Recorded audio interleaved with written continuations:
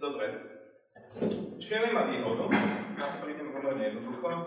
Porovnáme postavenie pešiakov, tie sú zhruba rovnako. Porovnáme postavenie veží, OK, obe sú zhruba rovnako na tom. Keď to bola takto, tak majú odžiznutý 7. rad, či ako, absolútne 7. radu. Ale keď porovnáme postavenie kráľov, tak jasne čierny stojí na hranici výky. Pretože bielý kráľ je teda ubožiačik, ktorý nemá žiadnu aktívnu funkciu, keď ten čierny minimálne doberie jedného pešiaka a môže ešte nejaký matovací rozvah pomôcť. Dobre. No, Špilman sa, je to partner s Leonardom, ktorý kto to bol. Špilman sa ponáhľal v tejto pozícii. Ponáhľal sa, to znamená zobral na T4.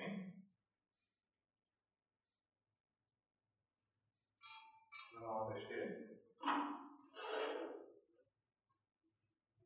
A teraz vlastne tá obrana bieleho spočíva v tom, že za A buď vymení tohto pešeka za jedného z týchto dvoch a dosiahne remízovú koncovku, pretože ten kráľ je pod pešiakom. Alebo toho pešeka natlačí tak ďaleko, že vlastne súper nebude schopný žiadneho pokroku. Napríklad byla takáto pozícia. A tento kráľ nikdy nesmie vyliezť vlastne spod toho pešeka dostane nejaký šach, tu alebo tu.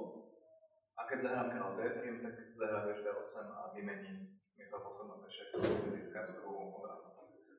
V takéto pozícii pečie nie je schopný žiadneho pokroku. Môže vlastne stáť. To by bola pekná hra. Takže bude zahrať G6.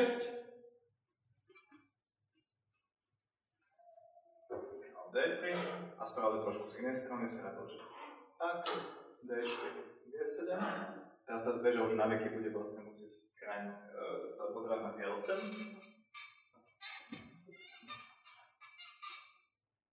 No, čo teda vlastne čo nerobí? Vôbec nič. Lebo keď zahrám, ja neviem.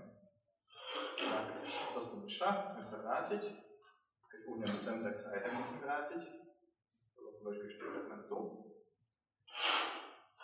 Čiže, a keď idem na druhú stranu, mám to isté len bledo-rúžovom, však ten detailný nápis. A vzhľadom na to, že nemôžem vôbec použiť tú väžu v aktivite, tak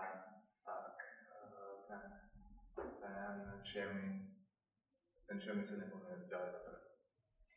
Takto partia skončila peknou remizou. A tam si tam šach. Ešte raz. V tejto pozícii je kráľ na B3. Áno. Ja tam šach. A ideš kráľ B2? No, viem. Dobre, tak je to sem. A to môže byť pečekom. Tak. To je kráľ C3. A kráľ B2 chce ísť? Alebo... A čo rozumiem, no to, že sme našli na B2.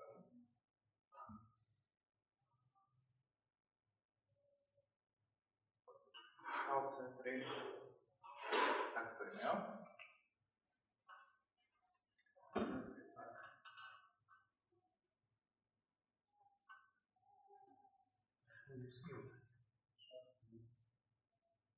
Musíme dať, no, tak, B3.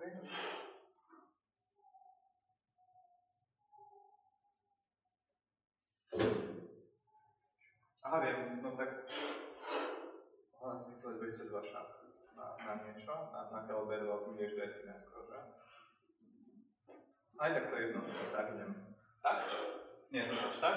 Tak? No, co dobrý.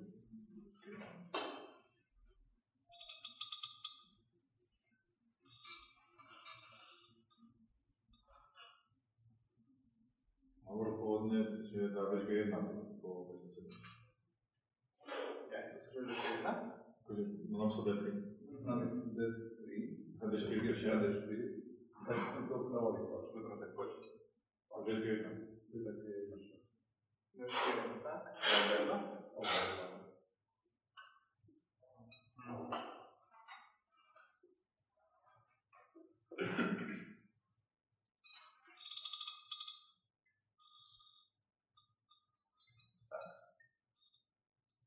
Ale áno, dobre, tak jeden šach. Tak tam D1. Šach.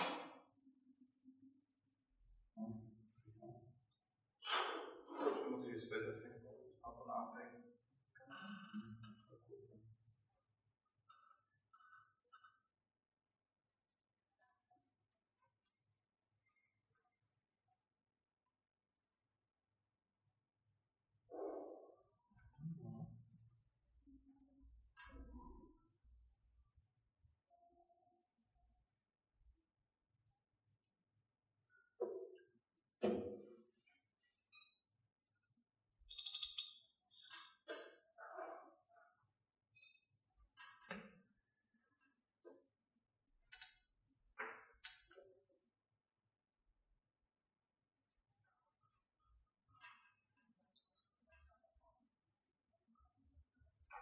remíza? Ten posledný ja skúsme vrátiť, no, nejde tam, lebo to musím za ten šak, dobre? Takže ten má cez 7.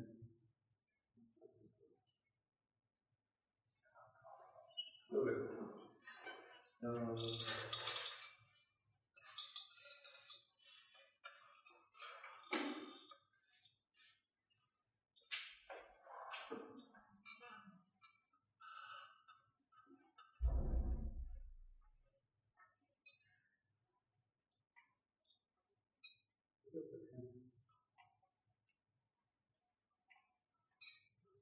Král Áfri.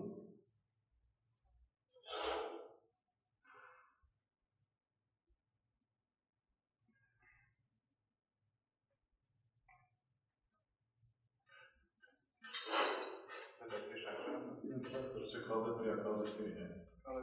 No dobré, môžeme ísť tak. Ja som sa bál, že to vežby 4 niekedy.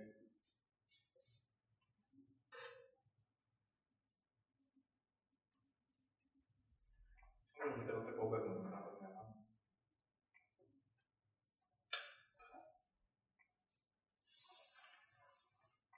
Tam beža G4. Nie, G4. Však? Král B2. Ja nemôžem král C4.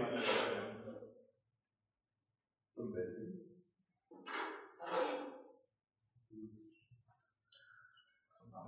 Král C2.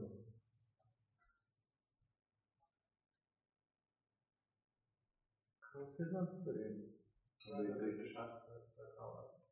Ešte raz. A počkaj, nemusím dať namiesto A7 šach král C4 rovno? To bolo král C7, král A7. Ako B3 spravím čo? Nie, král na A3, alebo na A3. Ako B3 spravím čo? Na A3. Či to už isté? To môže byť stále. To je král A2. Ale z šachu je to lepšie, nie? Nie, dobre. Čo to je pohode? To zoberieš normálne. Trošku sa zamotal, hej. Tam je skôr obranou. Trošku sa zamotal, tak dáme to ešte raz. Stále to ešte raz, aby to nebolo také toto. Úplne od začiatku to šlo. Tak presvedčivé remíza. To je fakt. Čiže opäť sa to zaujímavé, že čierny šiel. Král je D4, G6, G6, král D3, G7, tak, D4, tak. To mám teraz po král C3 dám šach, tak a teraz idem tak. To má nejak ináč teraz. Teraz dáš G1, Aha, tak, áno, veď G1 šach, ok, tak, a teraz si šiel. A král B2 teraz vedem.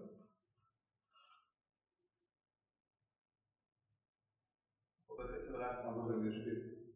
Že G4 sa od nich odsejme. A potom je to 4. To je najlepšie. A je to tak král. Dobre. My sme si išli na B7, tam nejakých variantov. Ale možno sa zle Proste tam treba toho pešaka zrejme asi napadať okamžite. Dobre, ale je tu zrejme remíza. Čo je podstatné je, že v tomto kavilu máte o mnoho súťažiteľ, ktorý ako vyrieši mnoho jeho problémov. To je to, čo som...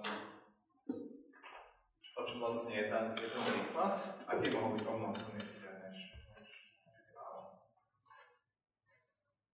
než král BD ešte. Král C, presne tak, spravím král C3 najskôr. No a v čom je rozdiel, že povedať C7 šach vezme na D4, musí vedieť G7, aby si uchránil toho svojho božiaka. Vežte sem šach král bere D4, po nejakom veže B7 král C4, šach, tak vež D7 už vezmem tu, čiže D sa bude musieť vrátiť. To znamená, čierny tým trojuholníčkom čas nestratil, naopak ušporí. Pobežete sem šach král bere D4, veže G7 už skoro odvedem. Čiže, čo by ešte mohol iné urobiť? G6 môže presne.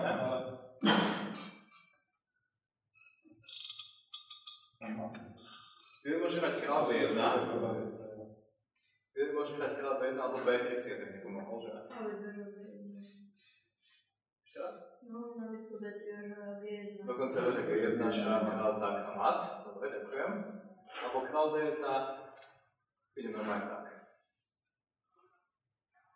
Vlastne nepotrebujem toho pešeka na D4 a to, aby som vyhral vo svojom D2 a D1 šach. V tomto okamihu. Ten čierny vlastne miesto toho, aby sa úplne hnal za materiálom, ktorý je pomerne až tak neúžitočný, tak pokračuje svoje iniciatíve bez problémov. Tak? A teraz vlastne ten bielý sa nedokáže brániť skoro proti nástupu toho bebešeka, čiže je nútený zahrať šach. Tak. A tým, že ten čierny bol schopný sa zadržať to branie bešeka oťah, tempo nestratil a ten ma získal. Toto je veľmi bežné v tých lepších pozíciách. Ten čierny, že vlastne človek tým, že je striedmy a že je pomalý, tak ďalej zájde. To je veľmi dôležitý princíp, neponáhľať sa. Čiže z toho sa veďte sem šach, kráľ bere D4, vedľa G7, teraz čierny zase si nabil. Pobežte sem šach, zase nešiel okamžite kráľ D3, ako taký čupák, zahral kráľ C3, dal sa šach, kráľ D3 bude sa aj tak musel vrátiť. Už robil 4 tenta vlastne čierny. Tak by napadol pešeka. To správa vlastne. Počkej. To mám D7. Tohto tu? Tak? No už to kráľa nejakého. Nedostanem sa do úkanu pomaličky. To proste vezmem, lebo B4 na šach a B4 už som v úkanovi. Snaž povie, že nie. Kráľ C3 a... C3 dojde. D4 ešte krajšie, áno. Akože to je vykrané, ale áno, samozrejme, to je skam pomáha, že to nejde. Tak sa musel vrátiť zase, a to už vidíte, že ten rozdiel je samozrejme obrovský. Dáme na G7, D4, G6, a teda to je taký obľúbený trik. Šach.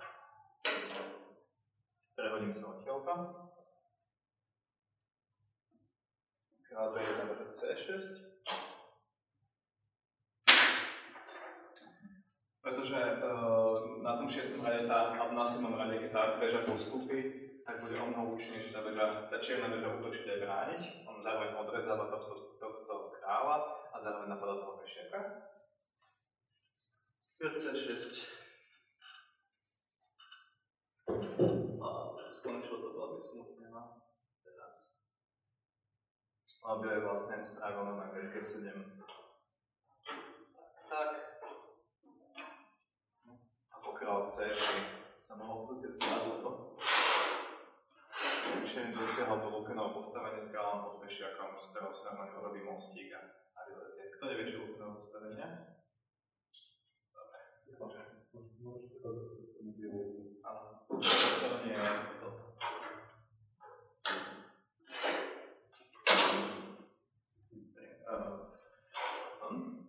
Lúkenovo postavenie vyzerá takto. Toto je výhrada toho čierneho s tým, že tento kráľ potrebuje sa nejakým spôsobom dostať von, spod toho pešiaka aj pešiak sa mohol premeniť na dámu. Aby to dosiahol, tak musí čierny najskôr z tejto strany nevidel, tá biela väža to odstrániť nemôže, čiže musí odstrániť kráľa. Keď to ale spraví okamžite, tak dojde toho kráľa celkom úspešne zaženie späť pod toho pešiaka. Pretože ho nejako brániť.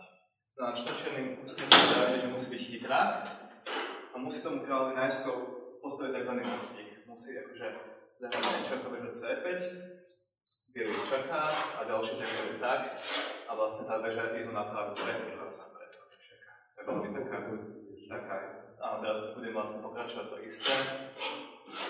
No s tým rozdielom, že dlhšie má možnosť sa zachrániť. Takže to je lúkenovo postavenie. Každej základnej učebnici väžoviek a užitočné poznať. Dobre. Toto bolo lahučké pomerne, ale lahučké, nebolo tam až tak veľa obsahu.